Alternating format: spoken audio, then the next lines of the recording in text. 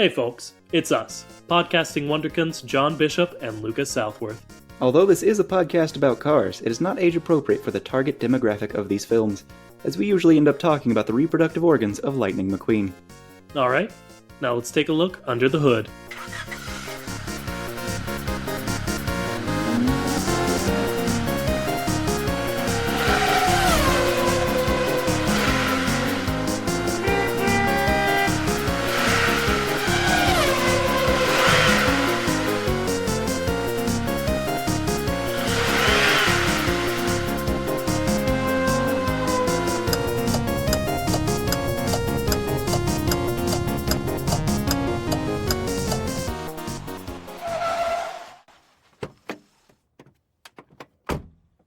Hello, I'm Lucas Southworth. And I'm John Bishop. And welcome to the Kachat. The only podcast brave enough to ask the question, what's up with cars? This week, we finally done it, guys. Well, I've finally done it. I don't mean to brag. And I done did it with him. He did. I finally watched Cars 2. Which, you'd think, they have a Cars podcast. Probably seen all the movies. You'd be wrong. In fact, very wrong. I still haven't seen Cars 3, and I have only watched about half of the second Planes movie. I still gotta watch both of those Planes movies, so we still got some of that to do, but on this week's episode, I'm gonna give you some of my first impressions, and we're just gonna talk about Cars 2 for a while. Alright, right off the bat, what would you rate it? Honestly, I'd give it maybe like a 6.5 or a 7. 6.5 or 7. Well, we're gonna do our very not fun fact very early today. Ooh, right off the bat. Very not fun fact. Cars 2 got a 39% on Rotten Tomatoes. Wah, wah. Pixar, you done better. Yeah. Done better.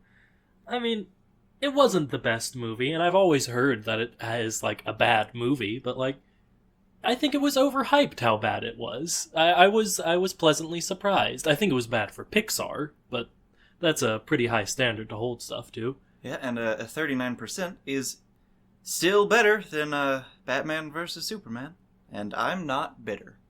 Fun fact, he is. Alright, time for our fun fact. Did you know that although it got a 39%, Cars 2 that is, on Rotten Tomato, the video game got a 7.5 out of 10 on GameSpot. That's Cars 2, the video game. John really likes Cars 2, the video game. I have yet to play it, but one day. So good. It's so good, and a good dear friend of mine has stolen it from me and not returned it. Eee. If you're listening to this, that's weird, but also give it back. So going into today, I decided to make some predictions about the movie. Try to figure out, just from like the couple of trailers I've seen, what I know about it from talking about it with John, about things that might happen. And I want to share those with you and see how I did. My first prediction, and probably my easiest prediction, was that there would be at least 6 Mater misunderstands the cultural differences jokes.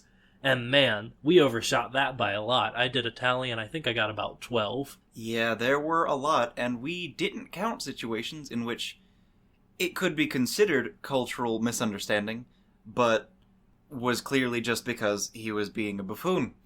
Yeah, it was... Oh, gosh. Oftentimes they were funny, but they relied on that one an awful lot.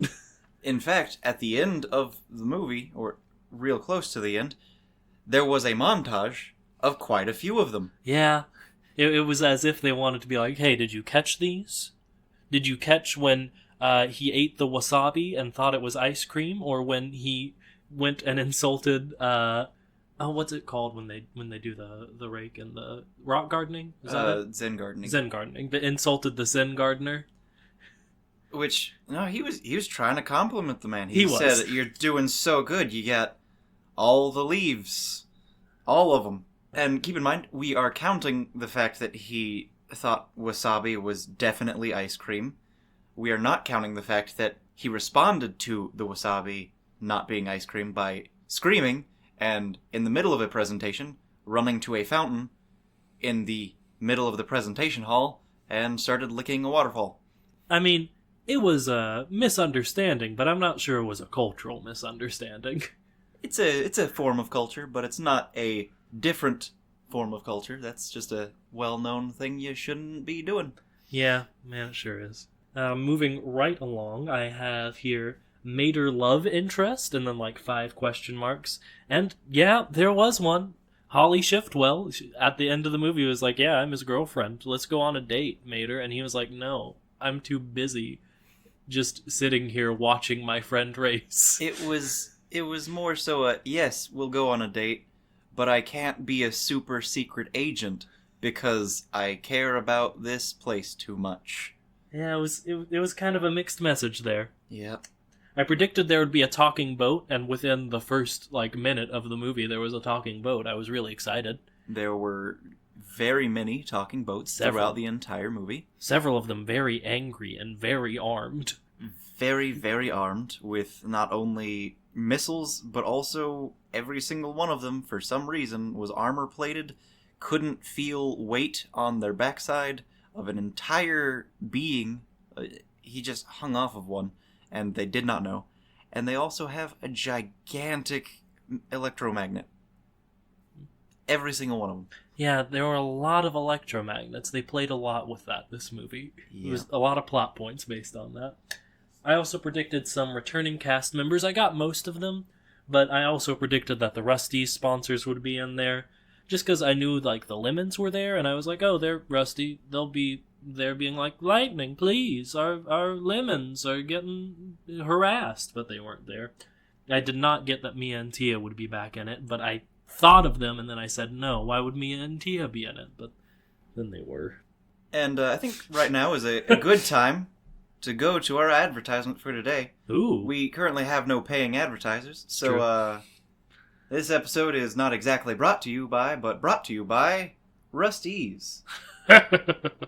Lightning McQueen here, and I use Rusty's medicated bumper ointment. New rear end formula. Nothing soothes a rusty bumper like Rusty's. Ka-chow. That is straight from a movie. I'm pretty sure the first one. Yeah, it's from the first one. He does it very half-heartedly. Rusty's, the only medicated bumper ointment with a new rear end formula that soothes a rusty bumper like Rusty's. I'm just trying to. I can't do it. I can't think of anything else about Rusty's. Okay, you're just trying to wrap it up. You're sort of circling the well here. If you want to advertise with us, there we go. Feel free to. Just tell us what you want us to say, or if you want us to do whatever I just did as badly as I just did it, I could do that too. Rusty's. All right, now I have a question. Go for it. Did you think there would be that much death? No. Gosh, no. So much death. Not only were there some, not certain, but probably deaths where they just sort of blew up a bunch of random cars, but there were, several explicit, oh, that's one of the good guys, but he's been crushed into a tiny cube and is dead now. It was even a sight gag where they were saying, oh, we caught this spy. He's in this very large, could fit an entire car box. Lifted off the box lid, and there was just a tiny little cube of a deceased man. Yeah, I thought he was corpse. I thought he was going to be more important to the plot because that he was what opened the movie was calling Finn McMissile to come help him, but no, he was dead. And then Bruce Campbell's spy character also was explicitly exploded on screen. Yep, he was beaten. His face was the side of his face was caved in. He said he was fine, and then he was tortured for information until he was blown up. Fun fact, according to Rod Redline, Bruce Campbell's character, according to Rod Redline's license plate, he is from Michigan, which Bruce Campbell is actually from. Good Easter egg, Pixar. Good job. Good on you. But yeah, there was a scene where they were 30 cars chasing the guy. They put some oil cans and blew up the whole ramp. A lot of people died in this children's movie. Yep, and very, very in front of you. And I expected one, Because in one of the earlier episodes, you'll remember I'll be like, I don't think there's been much explicit death in the Cars universe. And John said, oh no, the bad guy in Cars 2 gets blown up. And I was like, oh, so like one guy. But no, very many. And the bad guy doesn't even get blown up either. Does Professor... Oh no, I've already forgotten his name. Oh, Professor Stereotypical German Man. Oh, the weird car with the monocle? Yes. Nah, he just gets arrested. He just gets arrested. Yeah, he gets tased and then arrested. I figured he also would have died with, the boat that gets blown to smithereens by very, very small bombs on his electromagnet. Weird, not statistically accurate explosion there. Man, that explosion was huge. Yeah, they like zoomed than... out for all of, to show like the scale of London, and then showed the river just explode into the air. The explosion was as big as Big Bentley, which they decided to rename for this movie for whatever reason, but the same reason they renamed Tokyo. Oh, I didn't catch that. Yep, it was TOW Kyo. Well, that's good. Mater should have fit right in there. I don't know why he didn't. Probably because he was shouting at the performance. Oh, or the wasabi, or the other shouting that he seemed to do throughout the entire movie. He does shout an awful lot. Yeah. Anyway. But yeah, there were a lot of deaths. More than I expected. And surprisingly, when Mater fired two Gatling guns into an extremely crowded room, it didn't seem to kill anyone. Yeah, I mean, good on him for, not murdering people, but that's a pretty low bar to set for our protagonist, which is another thing I want to mention. Going into this, I guess I stupidly assumed that our protagonist would be, Lightning McQueen, but no, I think very explicitly the protagonist of Cars 2 is Mater, which I never realized. Yep, it was a movie based around the charm of a secondary character.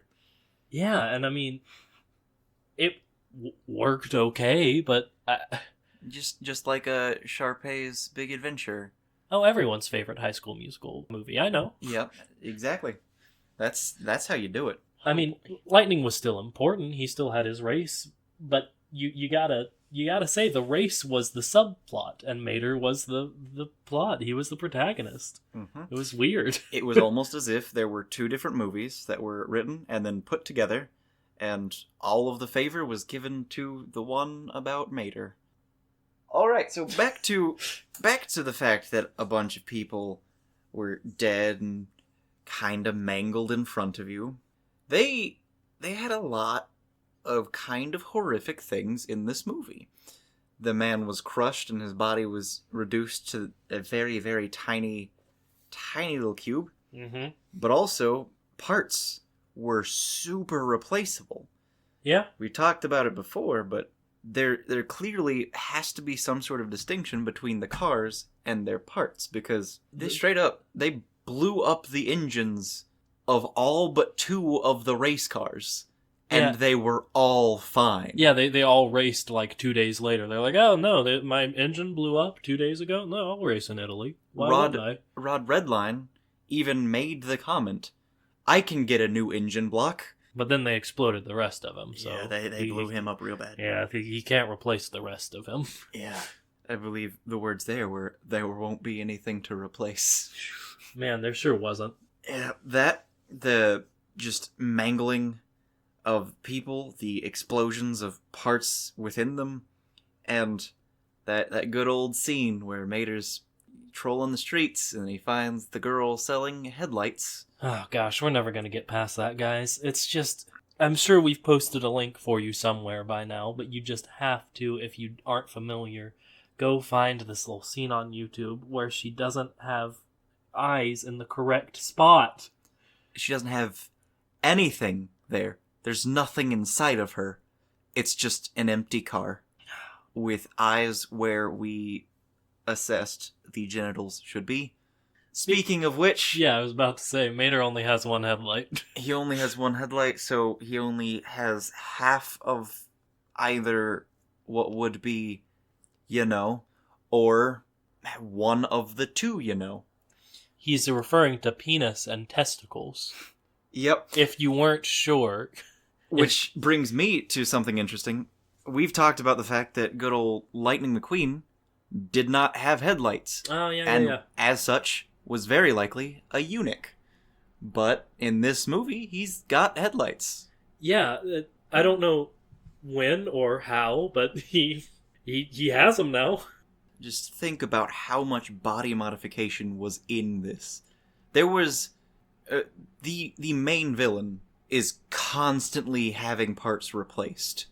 That's his thing. When he video conferences the Lemons, he doesn't show his outside because it's all pristine and beautiful. He shows his engine, which is being worked on at that moment. He's having parts replaced while video conferencing. Yeah, and he also claimed to have converted himself from a gasoline engine to a electric engine, and everyone was like, "Oh, cool, yeah, that's a thing that people can do." Which I would argue cyborg. Yeah, you already have argued cyborg. Exactly. But I feel like just to hammer that cyborg comment home, there was a toy car.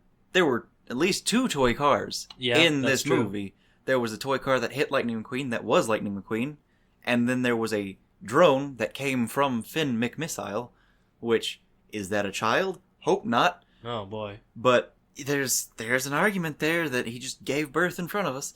There's a toy car, and then there's that little drone, which are cars that are completely electric and have no personality. True. Making me think that converting yourself to a completely electric car would be replacing something organic about you, making you more robotic, making you a cyborg. I'm not sure that I'm all the way there, but I gotta say, every time you talk about it, I get closer, so I guess keep trying to get me there. What I want to talk more about are the Lemons, though. They're a huge part of this movie, and we've talked about them a little bit in some past episodes. Before that, can we talk a little bit more about just how much body modification Mater goes through?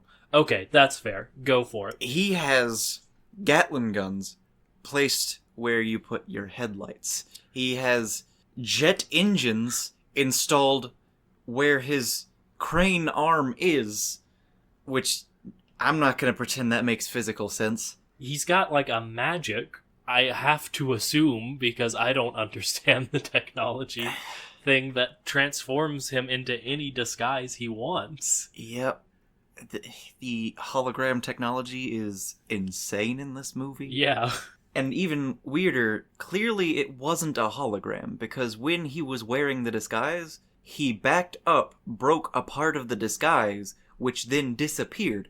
The disguise and the part he broke, and he transformed into other things that had physical characteristics, such as the taco truck, which dropped physical tacos. Yeah, I gotta assume he just was literally transformed into an actual taco truck. Yep. But only for a second. It was very strange. He can transform at will now. He has an AI intelligence inside of him that he can talk to, that activates these things that don't make physical sense inside of him. He had so many bullets that seemed to just, do nothing but destroy every table that was in that room, and all of the very literal lemons, which, food. Yeah. Yeah. Yeah, there's a lot of food in this movie. And a lot of motifs about their consumption, because oil, biodegradable oil, gasoline. And we have some answers about if they have to poop and pee and stuff now, because there's a bathroom scene where Mayer goes to the bathroom. Talk about body horror. Man, it was... it was funny, but also really weird. He gets confused by a bidet, and, they have bathrooms, so they have to, use bathrooms. And one of them leaks oil, and it's compared to peeing. And Finn McMissile has oil slick that can come out of him. Yeah. Which, if we're saying leaking oil is peeing, that oil slick is either pee or poop, which means when he was escaping, he escaped by urinating on the floor and having his enemies slip on it And when he was in the water, because he's not only a car, but also a water ski and a submarine, True. he was leaking more oil, meaning he was just peeing or pooping to make it more convincing. I mean, he was just, like, in the near proximity to an explosion. Maybe he just peed himself, man. Very, very true and completely plausible. Oh boy, there's just so much. There's also a very short little sight gag at the airport where one of the henchmen goes through an airplane and lands in a lavatory services truck, yeah. and oil just goes everywhere. Yeah, so it's implied in what is tantamount to just defecation and urine. And if we're supposed to assume, like, oh, that's gross because it's lavatory, so I guess just oil is really gross, but they also drink it, I'm pretty sure. Yeah, but it's used oil. That is the problem. Yeah, okay. But still, that's...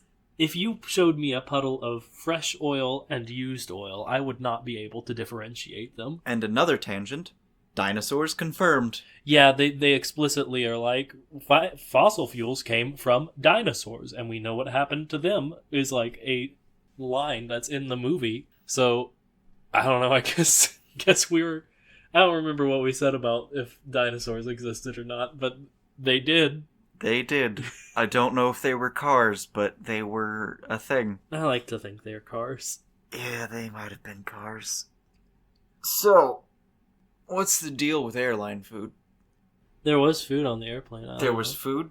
There were movies. They were inside of what is to us a human being. They were inside of a human being.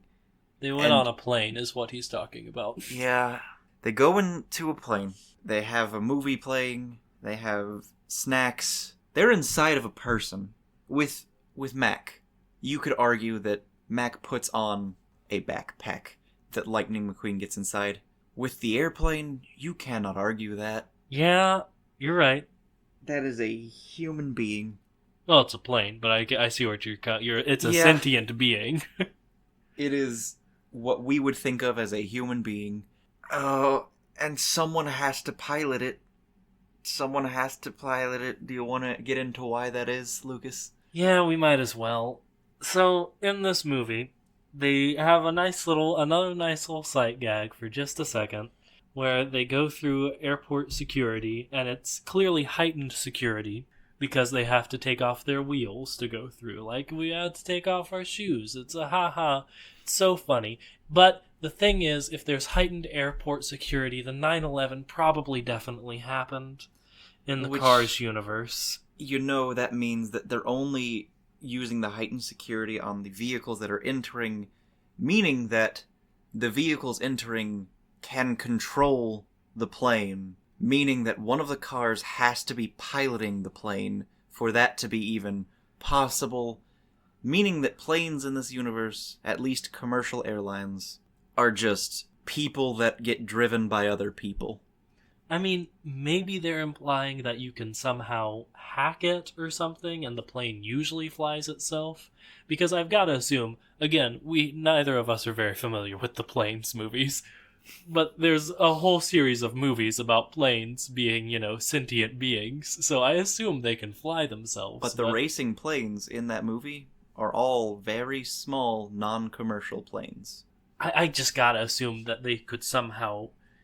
take it over, or I don't know. And there's that terrible quote of something along the lines of a car getting inside of another car and driving them. Speaking of driving them, Tow Mater is a tow truck. True. And his bread and butter, as he states, are the lemons. Yeah. He does not treat the customer that we see him tow twice with any dignity or respect. He scrapes the bottom of him because he gets excited to see his best friend, Lightning McQueen, and he attaches rockets to himself and just yanks all of the bumpers off of this car later in the film. I don't know that it's because he's a lemon. I hope it's not because he's a lemon. And I'm not sure we actually said who the lemons are before we started talking about this. The lemons are the antagonists of Cars 2 besides this guy who we've been talking about. They're this group of cars who have manufacturing defects. Like, most of them just can't hold their oil. They can't, like, drive good, basically. Like, lemon is a real term for cars. Like, if you buy it and realize after you buy it, it has a manufacturing defect, it's a lemon. They're like lemon laws. But yeah, they're the bad guys. But anyway, I think it's just another like, oh, Mater's inconsiderate. That's a joke. Mater's inconsiderate, sure. And sure, he would have done that to anyone. But lemons in this film are second-class citizens. Which never gets resolved. It really doesn't. It's not like they're like, okay, we should treat lemons better. We realize that. We realize the bad guy has some points. It's just like, oh, we beat this evil confederation of people who society has abandoned. In fact, the whole thing, like, there are hints that the main bad guy might be this guy who you think of as an electric car. So it's like, oh, the mastermind isn't the lemons. The lemons aren't truly all evil. But you meet one lemon who is a halfway decent guy, and he's just the guy that gets dragged around. Every other evil character is a lemon. Every single one. They're all lemons. And every character who is evil is a lemon. Yeah, there's just no way around it. All the henchmen, everyone, are these... There's no way around saying that they're second-class citizens. They're second-class around citizens. The world. Many times compared to Italians. And that the stereotype of the type of criminals they are, mob bosses, dons. They are dons who get carried around. They are specifically Italian crime lords. The evil people are primarily Italian stereotypes. I'm not saying it was definite, but I'm saying that there's a theme of focus being put on Italians that is very negative. Okay, I'll give you that. I'm not trying to say that the creators hate Italians. I'm just saying that Italians do not get a good light in this movie. That's fair, yeah. Even the race car, who is Italian, is like pretty much a big old... Yeah. Oh, here's something from my notes. Apparently the cars have to breathe, which was made explicitly clear twice in the movie. Mater inhaled some knockout gas? And when Finn McMissile becomes like a submarine, he puts on a little breathing mask. They have to breathe. They have to breathe, and that's just weird. I don't want to say that changes everything, because like it doesn't, but gosh, I didn't realize that. Yeah. All that being said, let's try and backpedal just a slight bit. Back to the lemons. What's up with that, man? Just every single one of them are just cars that were in fact manufactured. Explicitly stated, they said they stopped manufacturing us. And stopped making replacement parts for these people. They're second-class citizens who are being thrown away by society. I'm not gonna be one of those guys who is like, their actions were completely justified based on the world they live in. But if someone were to be that guy, I get it. I mean, this may be taking a bit of a leap, but if they've stopped manufacturing them... They're just fighting to live at that point. Yeah, that's kind of eugenics at that point. Yep. And think about it this way. They don't want to actually kill the race cars. You think they do, and they want you to think that they do, but how many race cars did they kill? 0. There was only going to be one race car that they were going to kill, and that's because Lightning McQueen, trying to be a good guy, was actually foiling their plans. He was going to make it much harder for them to live. And I think they even explicitly say, like, well, we don't want to kill Lightning, but we've got to. And the people that do end up getting killed were both spies trying to stop them from doing the plan that was designed to save their lives. And, of course, John and I are in no way endorsing them murdering them, but, like, they're not out there just killing random people. They have a plan to save their race, to save their people. And even worse, Like, one reason that I'm not going to defend their actions in regards to saving their life is because they're not actually saving their own lives. That's true, yeah. They know they're going to die because they're dying throughout the entire movie. The first Lemon you're introduced to in this movie can't make it out of Radiator Springs. He can't walk. He's got a debilitating illness, and he's falling to pieces. And it's incredibly sad. It's played as a funny joke, but yeah, it's very sad. They're not even fighting to live. They're just fighting to have their final years be somewhat more pleasant and, I guess, a little bit longer. They can afford, with their money, to buy replacement parts that are specifically made for them because they don't actually manufacture those parts anymore. They're just trying to have a comfortable last few years. And it's so sad, but it's just fighting for money at that point. Oh man, this movie it's played for gags, but the actual storyline is very messed up. Yeah. It's people just dying and fighting to have a comfortable end. They could have made like a really complex story around the Lemons, which they very much did not. But they at least John and I are making them very complex characters. Because they just are. Want to live. They just want to live. It's again, we didn't root for them, but gosh, I wish the movie included some material that would allow you to. Yeah, but the characters are very explicitly just bad. Yeah, they're all the very stereotypical, like, we're going to blow up random race cars until they have to use gasoline again. I'm gonna kill you and I'm gonna make it hurt. Yeah.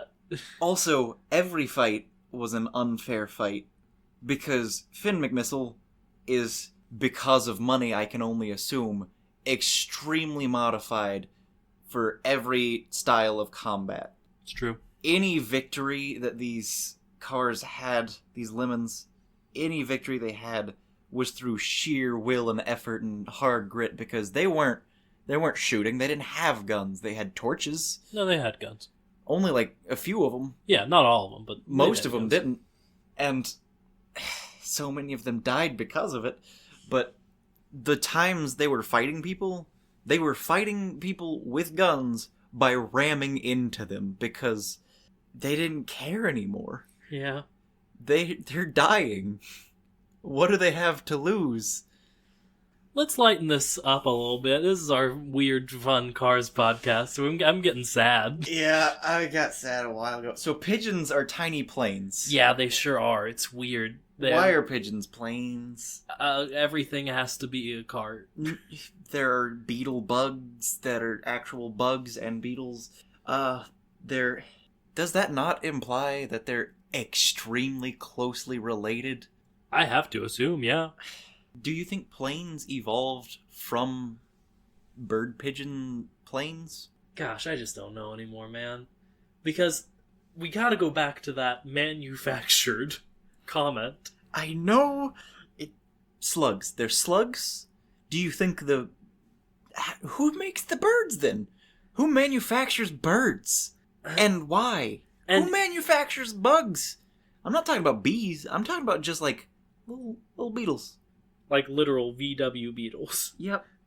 But that are the size of, beetles. But even if they're manufactured, there's also familial ties because the Queen is in this movie. And her grandson is right beside her. Yeah, he says, "Grandmother, we should leave." Very rightfully, because one of Mater's cultural misunderstandings is that he thinks he can approach the Queen with a bomb attached to his face. Gosh. And just have a conversation. And then when the bodyguards are like, no, back away from the Queen, his response is, this isn't Radiator Springs. No, Mater, it's not. It's and London. Yes, that is the Queen. My favorite part of that whole exchange was the Queen was like, no, this is cool. Yeah. No, let him come over here. And then the Queen requests him as a secret agent at the end. It's... no. All a little wonky. Yeah. All right. Glasses and monocles. That's one of our various notes. Yeah, there is a character with a monocle, and there is a different character with giant glasses over his weird car windshield eyes. So they can replace their headlights. Yeah.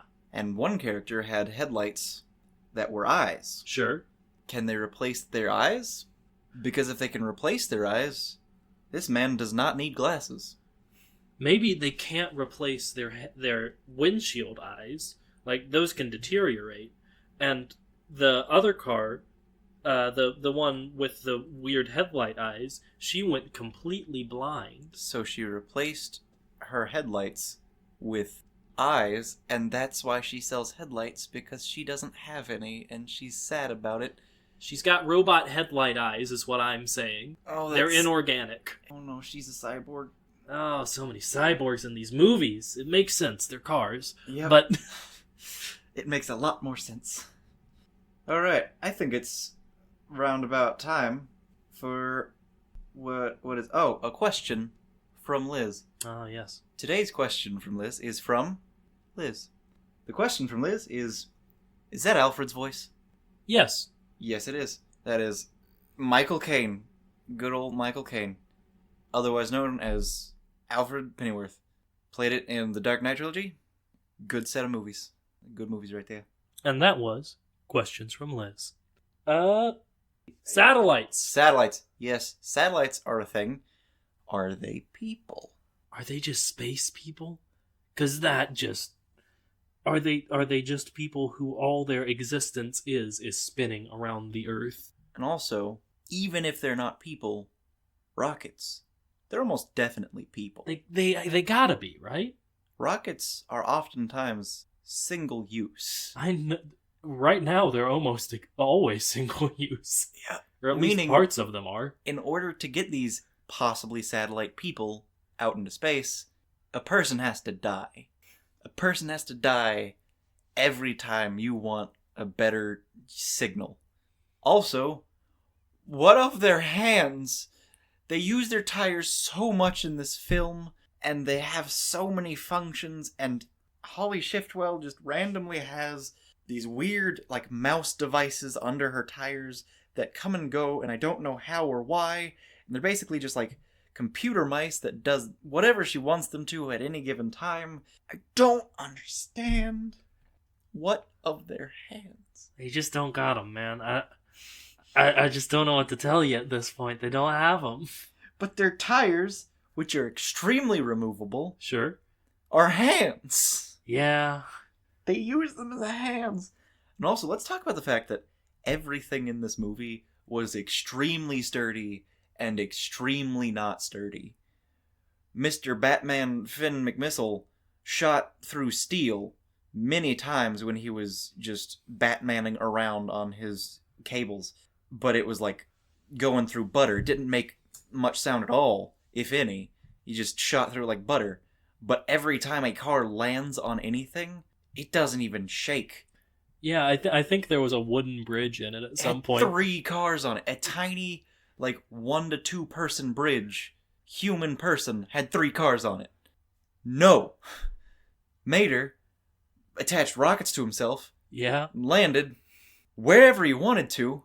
It was just fine. He didn't get hurt. The things he landed on didn't get hurt. Come on.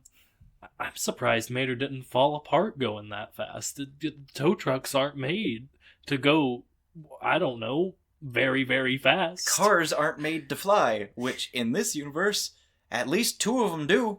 Yeah. One of them's a submarine. Yeah. A different one. Alright. What was the number I had you write down? 35,000 of a specific brand of car. Yep, there were 35,000 of a specific kind of car. It wasn't exactly a specific kind of car. There were 35,000 cars, I think, living at that moment that had an extremely faulty engine that was installed inside of them. They had an engine that was built terribly, and it is inside of them, and they, for some reason, can't replace them. Yeah, that's what I don't get. I mean, I guess maybe it's like a wage inequality, like they can't afford to do it. The wealthiest lemon in this world did not replace his engine, but the race cars did. The wealthiest He was far wealthier than any of the race cars, as he summoned all of them and had them race. He's the wealthiest person I think we've met in the series. Yeah? And he could not have it replaced. So what's that say about replaceable parts? I don't know. I think lemons are far less capable of being fixed, just by design. I mean, I guess it's like cars in the real world. You can't just take any engine and put it in any car, but... You can have a better engine that's modeled to be similar. Yeah. Similar enough, at least. Especially when there are people who need it to not, sputter out halfway out of Radiator Springs. And if there's anything that would make it happen, it's money, and that guy has all the money in the world. Which, let's get on to the plan. That plan did not make any sense to me. You were talking about it halfway through the movie when they were, revealing the plan, and you're like, that makes sense. And I wanted to say something, but I couldn't because it would ruin the twist, which isn't much of a twist, but his plan was to have a company based on a biofuel. He had the biofuel company. Yes. And he is the one trying to get rid of the biofuel. He wins either way. Yeah, I think that's the plan, because he owns all the oil in the world, so Why would he start this race, spend all that money on advertising, getting the race organized, all of that, to advertise for a company he owns that he's just going to destroy so that his other company makes money? It doesn't make a lot of sense, but there's some logic behind it. I don't know. All he had to do was invest more in biofuel. He's the face of biofuel. Yeah, but he doesn't believe in it. He's, morally against it because it's against lemons somehow. I don't know. They never connected that dot. They never stated that biofuel was bad for lemons. I mean, but they implied it. They were like, they'll go back to gasoline, which is good for lemons for some reason. No, it was good for lemons because the lemons were the ones who somehow owned the gas companies. I don't know, man. Let's talk about that. They're second-class citizens who are all crime lords and own all of the food in the world. I think they did say it was an undiscovered, well of oil, so they probably weren't selling it yet. But they said we own all of the wells. No, they owned all of those in the ocean. They found, a huge reserve of it that they were doing in the ocean. Okay, but I really think this movie just wanted to attach criminal nature and negative feelings and fossil fuels. I think that's what this movie was doing, and as a result, the plot suffers because it doesn't make sense that these wealthiest men in the world are all second-class citizens trying to get more money. Yeah, you're absolutely right. They were going for a very environmentalist message, which good for them for that, but it didn't exactly stick the landing. Yeah, it was real weird. One thing I want to get into is I've seen Cars 3. And Cars 2, without spoiling it too much for John, has literally no impact on Cars 3. The only thing I can think of is the 10-second mention that oh yeah, Doc Hudson died. Yeah, but that wasn't even in this movie, so technically it's not having an impact on the third movie because of the second movie. It's just an event that happened in canon before this movie. Yeah, I'm just gonna say, Finn McMissile and whatever Shiftwell, Holly Shiftwell, do not show up in Cars 3.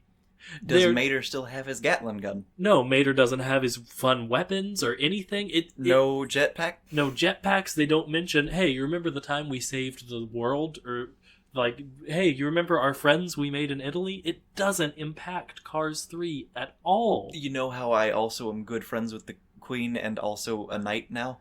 Nothing about that. Nothing? That's a little sad. Yeah, and I mean, I guess it's because Cars 2 did so bad. I mean, I don't know how bad it did in the box office, but it was critically not received very well. That they were just okay, let's just disregard it, get back to our basics. But, it was an okay movie. I understand you can't throw the Super Spy in it, but, like, I don't know, reference it.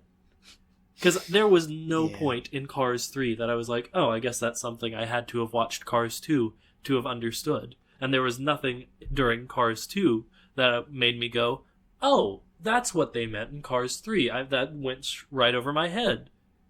It is inconsequential in the Cars universe, which is crazy to me. It's like all of Mater's Tall Tales. Which, also, guess who's the main character of those? Oh, poor Mater. Mater has done so much, and no one's ever gonna care. And we're gonna get to that more later, but all of Mater's Tall Tales happened. Like, if you've seen any of those little shorts where he's like, oh, I was a trapeze artist, or I saved the world a different time, there's always something at the end that proves it actually happened. If not prove, there's at least evidence, and the best case scenario is that it's evidence and people just happen to know about Mater because he's an extremely famous super spy, which is the worst combination of things to be. Yeah. He's got his face on a billboard. That's not something a super spy wants. I mean, again, I get it.